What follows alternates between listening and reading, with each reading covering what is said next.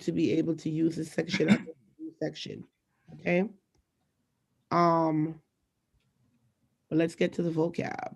So here we have conflict, internal conflict, external conflict. We talked about all of that. To be able to use this section. Central idea, the most important idea, it's usually the topic and the argument that a text is emphasizes. And we talked about topic and argument. We talked about the formula of how to find central idea. You find a one-word topic or a few words that you see repeating itself within a story. Then you look for supporting details that back up that particular word or phrase that keeps popping up. And it is the addition of both that eventually lead to central idea. Root cause, like we just discussed, is the primary reason that leads to conflict, the main reason that leads to the conflict.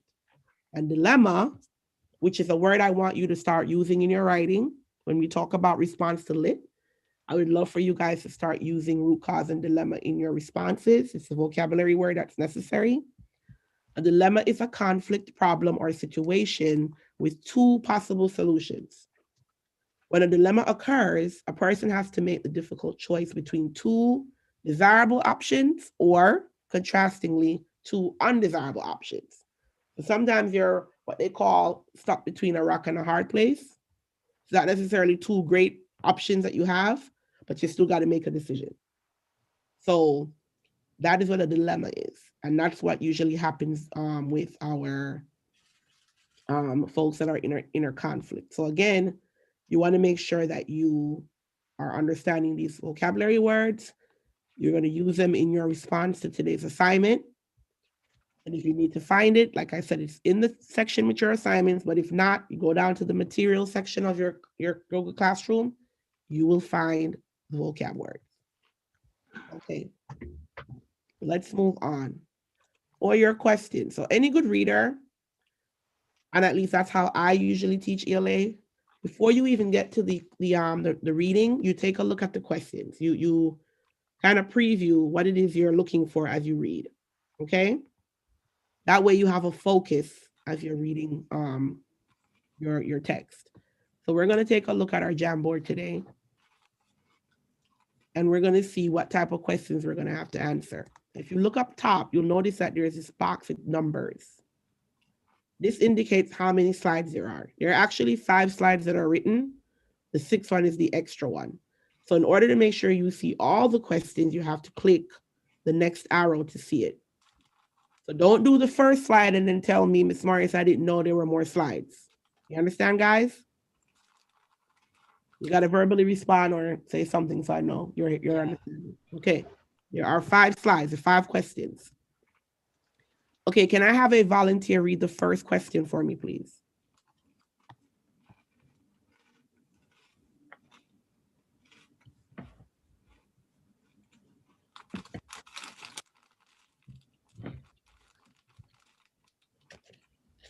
And someone read the first question for me, please. What was Jesus Colon's dilemma on the train? What were the different factors he was weighing in his mind? Hey, thank you, Miss Williams. And see, we have that word dilemma again. Again, dilemma is when you're stuck with making a choice. And you're usually there's 2 choices. You're going to either do A or you're going to do B. You guys have to identify exactly what were the 2 choices that Jesus Colon had to make on that train. And then it says what were the different factors he was weighing in his mind. So again, this is where you would find the quote explaining what are the things that affected his decision. What made him even have to think about making these decisions? Are we understanding that so far, guys? Oh, my name? My name. Yeah, you see your name. You just got back, Jesus? Yeah, I was gonna go walk my dog. I'm sorry. All right. So I'm back though. I'm here. Williams just read the question. Okay. Read it one more time. That way you understand what we're talking about. So You I don't said, gotta go full in depth though. You can give me a quick rundown so you don't waste no time.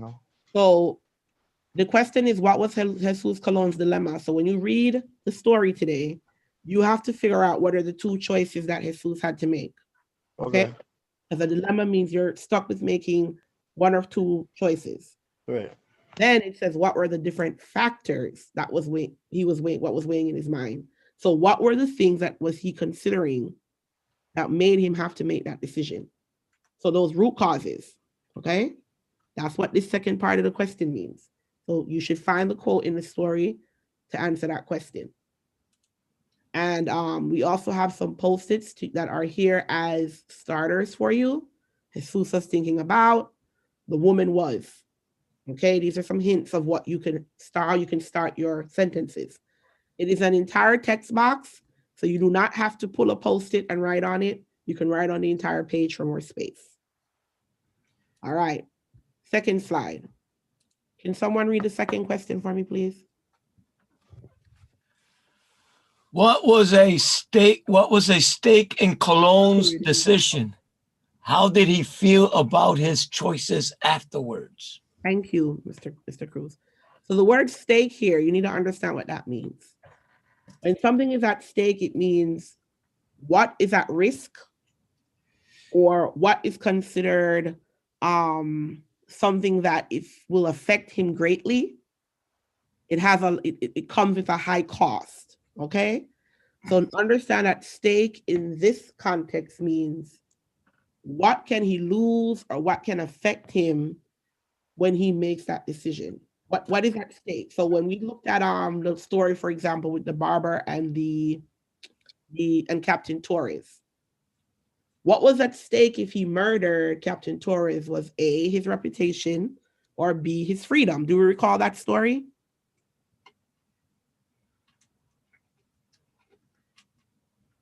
Guys, Yeah. am I talking to myself? Thank you, because I was talking to myself.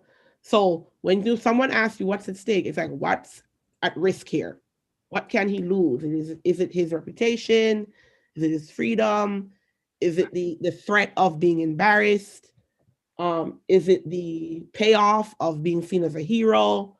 What's at stake here? What's the effect that can happen to him or her when they make a decision? So when they ask you what was at stake, you need to find out what that is for Cologne in the story, and how did he feel about the choice afterward. So whatever choice he went with, how did he feel?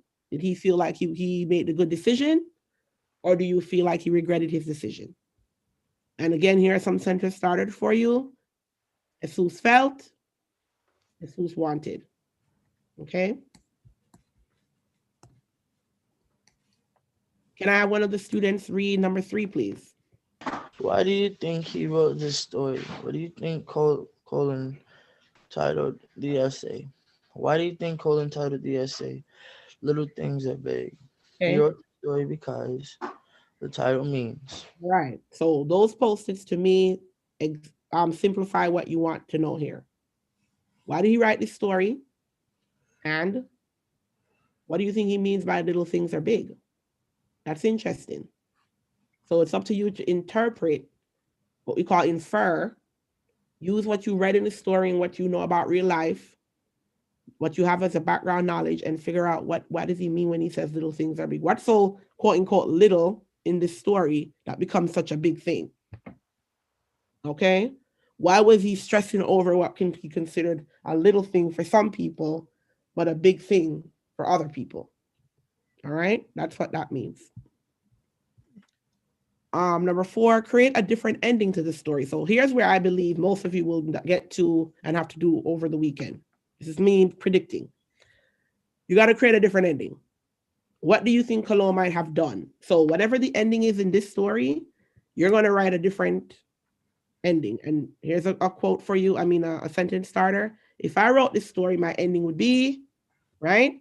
So how would you change the ending? You're going to see what the ending is now, and you're going to change that ending. How do you think, how do you think the woman might have responded to the action you have imagined for Cologne? So now you're thinking, okay, within my ending, I'm going to say, well, this is what Cologne ended up doing, and this is how the woman actually responded in the end. Okay? And how does that affect Cologne? So again, what was he thinking after the woman does what she does in your ending? Does he feel happy that he ended up doing it? Or does he feel worse now that he did it? That's going to be a choice you make, but you have to think about how you're going to end this story. So there's a lot here that I'm asking you to do That's why I said that most likely this will be done over the weekend, most of it. We're going to begin the process now. And the reason why we're doing these types of questions and this task is so that you can start to put yourself in the place of the authors. I want you to start thinking like how they think when they write these stories, so that when you have to do your final piece and respond to the readings, you have a better chance or a better way of actually responding intelligently because you have the experience of what an author does when they write stories. Okay. And the last question, can I have Matthew read it for me, please? Matthew, can you read number 5?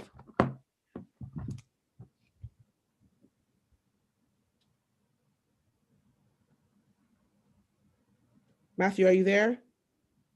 Yes, miss. Can you read How number 5, please? about how holders might Read preserve. number 5 at the top, the question, number 5. Oh, how do you concern about how others might preserve, Perceive. perceive Mhm. your if effect? Is it effect or Affect. affect? Okay, your Mhm. affect and your actions. Yeah, there's something wrong with how I wrote this.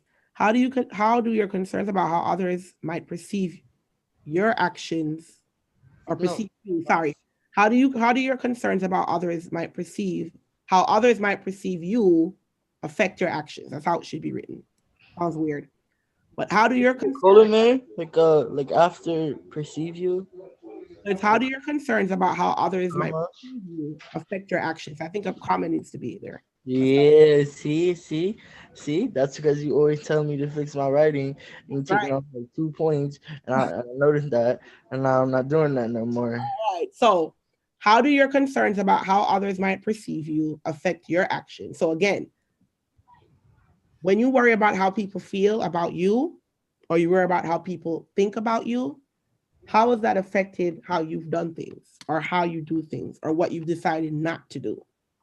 Okay. So, for example, it seems like a lot of us here are concerned about how people might think about how we look right now behind our cameras. So, what do?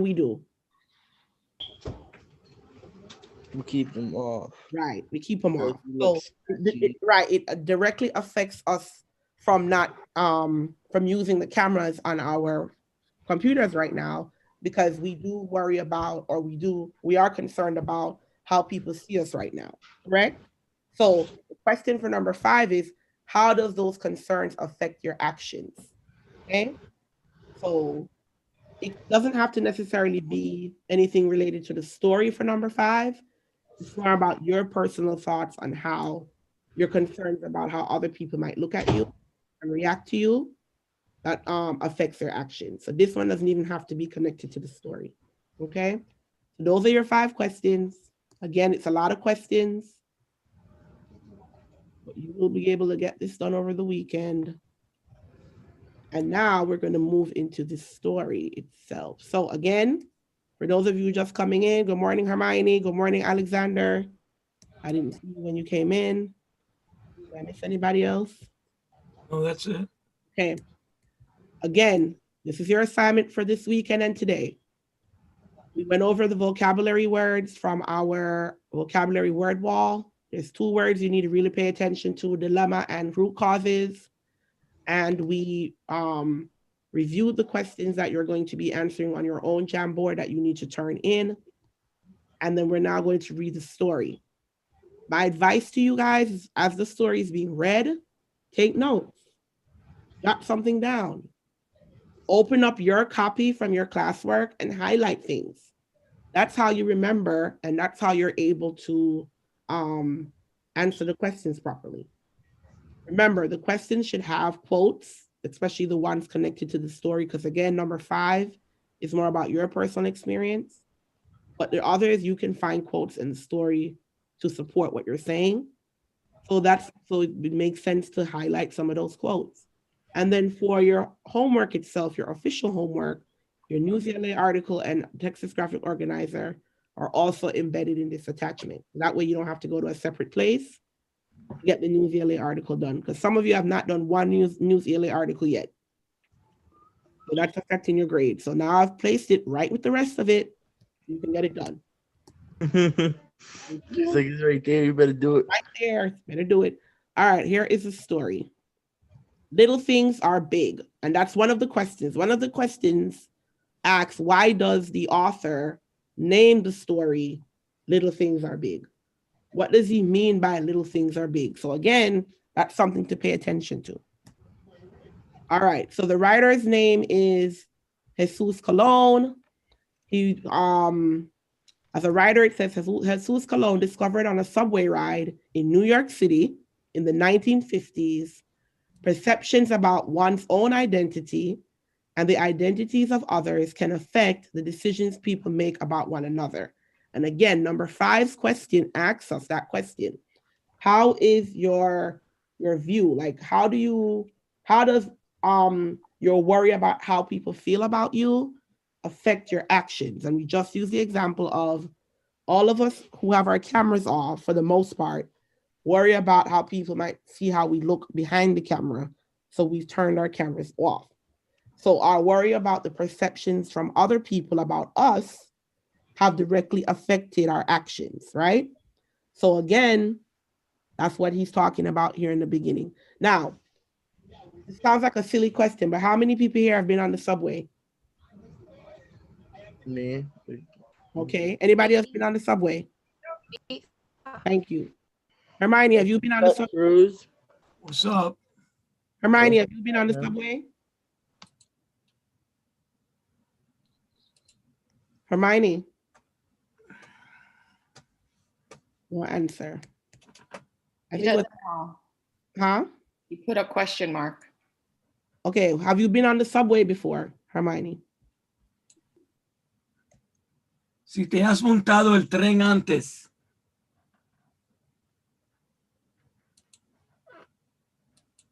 Yes. Okay, Alexander, have you been on the subway before? Misma pregunta, Alexander.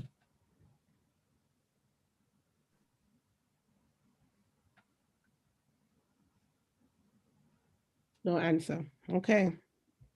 I think Ajifatu told me she was on the subway before. Aliyu, have you been on the subway before?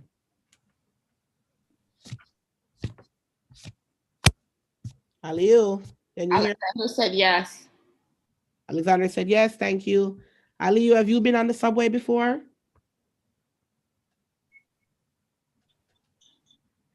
No answer. No. What you said? He said no. You have never been on the subway before? Okay, good. So you walk or you take other ways of transportation. Am I right, Aliyu? You said what? So you said you've never taken the subway before, right? You don't take the train. Correct? Oh wait, you should. Oh my god. Yeah. You didn't understand the question? You want me to repeat the question? Yep.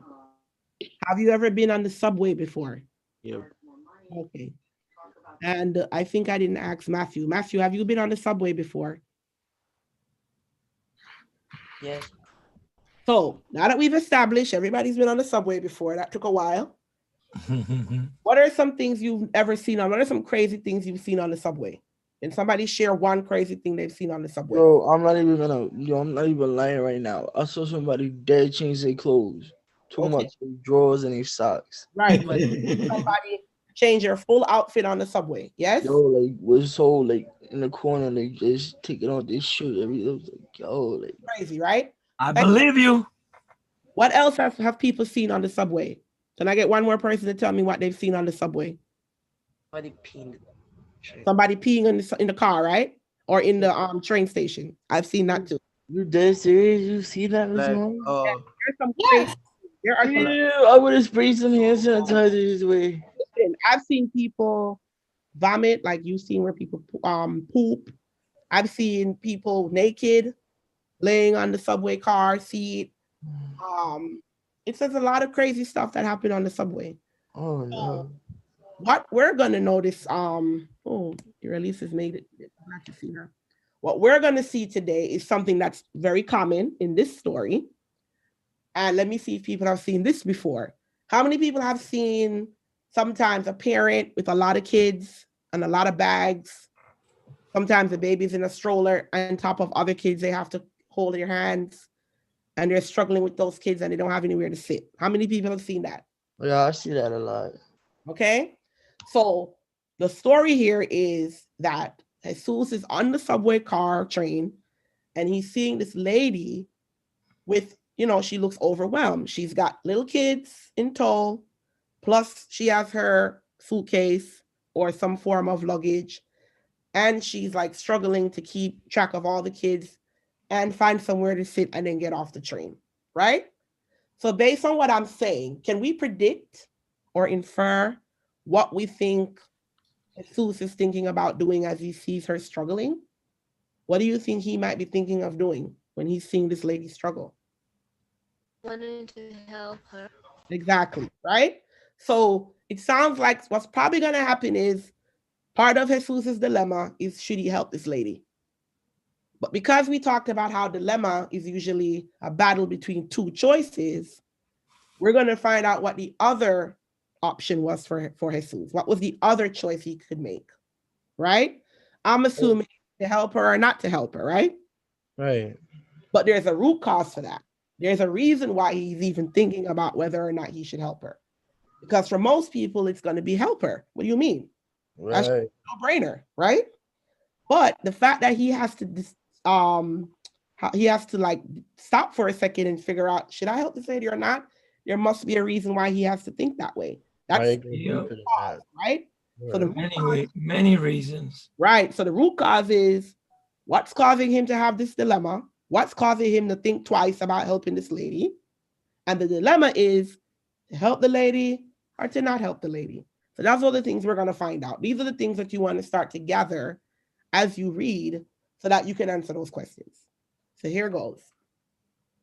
It was very late at night on the eve of Memorial Day. She came onto the subway at 34th Street, Penn Station. Anybody been there before? 34th Street, Penn Station?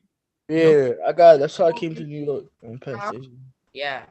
Right. They got a big old Macy's there. At least they used to. I think they do. He's ready to the meet. Still there, still there. It's been so many years. I used to work at Macy's, guys, and back in 2000. This is worse than they have a big old Macy's. Like what, 20 years ago? Okay, so I am still trying to remember how she managed to push herself in with a baby on her right arm, a valise, which is a suitcase, in her left hand, and two children, a boy and girl about 3 and 5 years old, trailing after her. She was a nice looking white lady in her early 20s. Okay. And right away, I'm starting to get some vibes here. You notice the type of adjectives they're using here? White lady. Why couldn't it just be a lady? Right. You see what I'm saying? So Yes. the author is using certain adjectives, setting it up for you to start. It's the 1950s. Okay, now I already know where this is going. This is What I'm saying? 1950s. Good. So good readers start to pick up on the clues, those little gems that the author drops, right? And it's New York City. Yeah. All right, here we go. At Nevin Street, Brooklyn, we saw her preparing to get off at the next station, Atlantic Avenue, which happened to be the place where I too had to get off. Just as it was a problem for her to get on, it was going to be a problem for her to get off the subway with two small children to be taken care of, a baby on her right arm, and a medium-sized valise, which we learned is a suitcase, in her left hand. And there I was, also preparing to get off at Atlantic Avenue, with no bundles to take care of, not even the customary book under my arm, without which I feel that I am not completely dressed. So he's saying, I got nothing, I got no books, I don't got no bags, my hands are free. So maybe I can help this lady, okay? There's a picture inserted here. That's not the lady, obviously, in the story, but it helps to, again, build the background, and it has a caption that says, what are our obligations toward others? What influences our decision whether or not to offer help, okay? As the train was entering the Atlantic Avenue station, some white man stood up from his seat and helped her out, placing the children on the long, deserted platform. There were only 2 adult persons on the long platform sometime after midnight on the eve of last Memorial Day. So it's late at night too. I could perceive the steep, long concrete stairs going down to the Long Island Railroad and up into the street.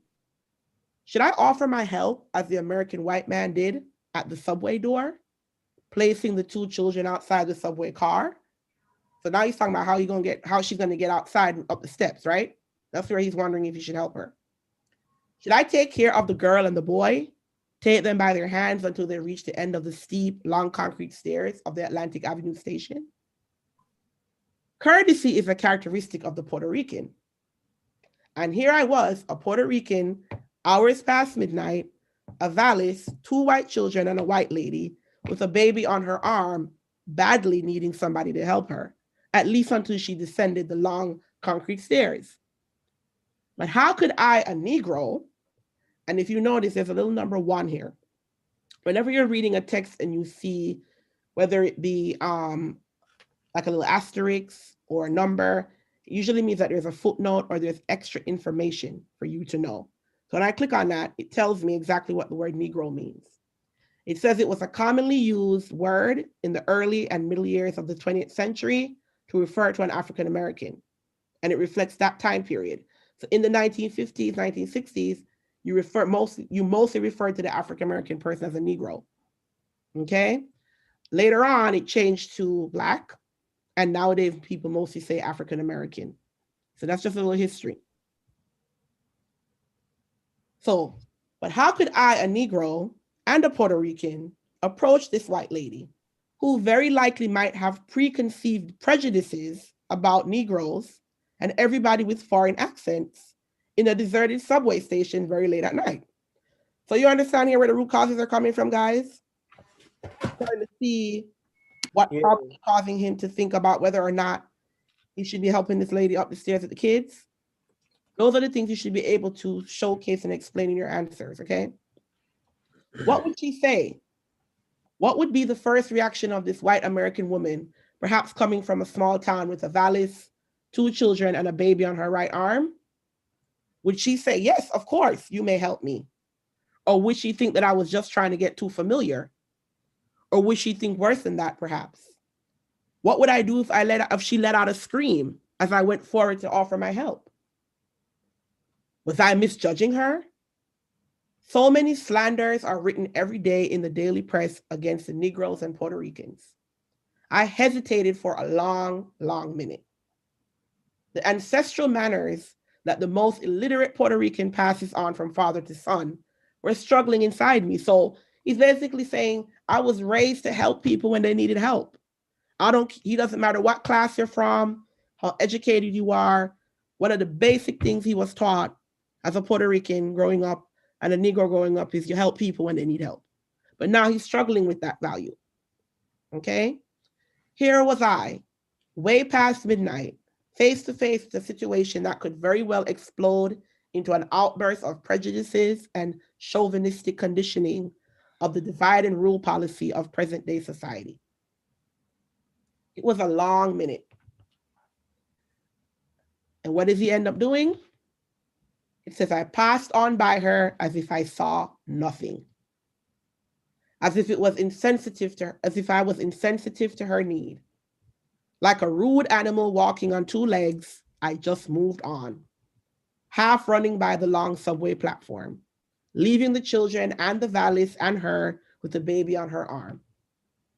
I took the steps of the long concrete stairs in 2s until I reached the street above and the cold air slapped my warm face. This is what racism and prejudice and chauvinism and artificial divisions can do to people and to a nation. So he's telling you the effects. Remember how we talked about what's at stake? His reputation. He doesn't want to be seen as somebody who's harassing the lady, all because of the fact that racism and prejudice are such an issue in the society at that time. So it affects the perceptions, how we talked about how people's perceptions affect our actions. Because of these perceptions of prejudice and chauvinism and racism, he didn't want to help the lady, and so he doesn't. And he's basically saying that this destroys our society, because when you would be willing to help someone, you don't do it now. Okay? Perhaps the lady was not prejudiced after all. He could be totally misjudging the lady. She's probably not prejudiced. She probably would not have screamed. She probably would have wanted to help. but he didn't feel like he wanted to take that risk.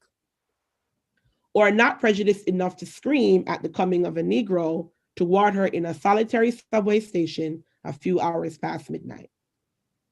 If you are not that prejudiced, I failed you, dear lady. So this is him now thinking about his actions, reflecting on what he didn't do and why he didn't do it.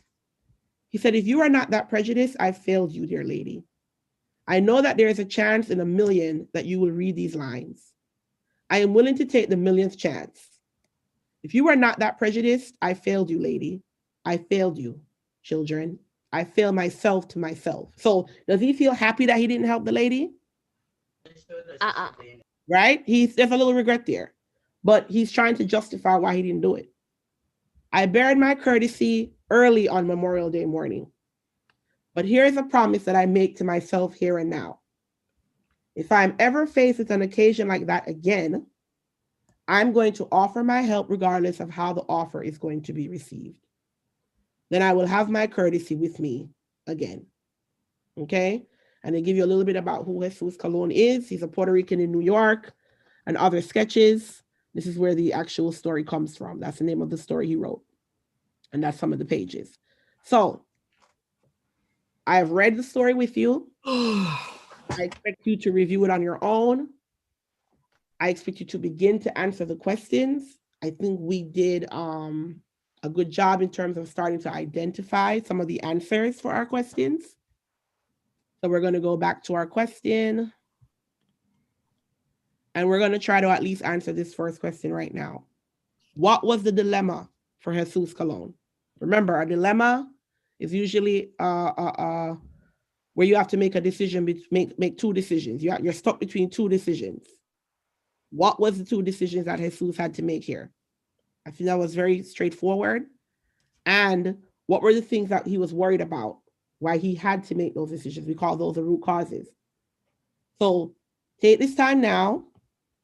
Again, everybody has their own Jamboard. So open up your Google Classroom, go into your Jamboard, and you're going to answer the question. You don't have to use a Post-it because the text box is there. You can type everything in the box. But I need you to answer this question now, number one. So do that now. I'm going to give you about 3 minutes. I'm going to hear what people have before we go. If anybody has any questions, please let me know.